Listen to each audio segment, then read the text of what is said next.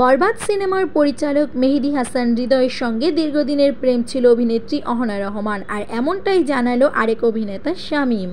অহনা একটি অনুষ্ঠানে তার প্রাক্তনকে বলেছে, আর সকলেই ধরে নিয়েছিল অভিনেতা শামীমকেই উদ্দেশ্য করে তিনি কথা বলেছেন, কারণ একাধিক নাটকে তারা জুটি বেঁধে অভিনয় করেছিলেন, আর শামীম বিয়ে করার পরই এমনটা ঘটেছিল।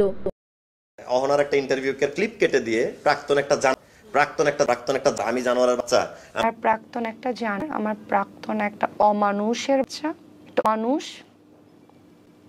একটা ভয়ঙ্কর লেভেলের মানুষ। ওকে দেখার পরে আমার অন্য পুরুষ মানুষের উপর থেকে বিশ্বাস উঠে গেছে। Simple as it is. আমাকে যদি বলেন প্রাক্তনকে নিয়ে কিছু বলতে, একটা আমার কিছু বলার নেই। ও মানুষের জাতের মধ্যে পড়ে না। অহনার এই কথা উদ্দেশ্য করে শামীম যা বলল, ওই মিনা ভাই, আপনি যদি পুরো ভিডিওটা দেখেন, আচ্ছা অহনা তো নামটা বলতে পারেন, ওটা মেহেদী হাসান হৃদয়, হ্যাঁ, বরবাদ সিনেমার ডিরেক্টর, ঠিক আছে। ওইটা তার সাথে তার 6 বছরের রিলেশন ছিল। আমি মাঝখানে 7 মাসের একটা বন্ধুত্ব করছি, তখনও তার সাথে তার যোগাযোগ ছিল। আমার এই কারণে ওর সাথে সম্পর্কটা টিকে নাই। আমি টের পাইছি যে তার সাথে তার সম্পর্ক ছিল, আমি তাকে বিয়ে করতে পারি না।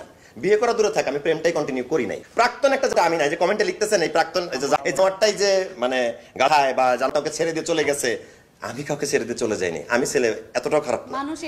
আমি একটু লাউড একটু এইভাবে কথা বলি, কিন্তু আমি আসলে ওই জানোয়ারটাও না। আমি কাউকে সেক্সুয়াল হ্যারাসমেন্টের, আমার 10 বছরে আমার কোনো মেয়ের সাথে, আসলে মিডিয়ার কোনো মেয়ের সাথে আমার ইটিশ পিটিশ নাই। আমার ওই একজনই গার্লফ্রেন্ড ছিল 23 সালের ঘটনা। কিন্তু এছাড়া আশেপাশে ওদের সাথে যে 2 দিন কথা বলবো, চ্যাট করছি, এই সামান্থা আসো একটু কফি খাই, আল্লাহর কসম, আমার বাপ মায়ের কসম, আমার এই চরিত্রে এইসব জিনিসটা নেই। মানে অন্য কিছু হলে মানতাম।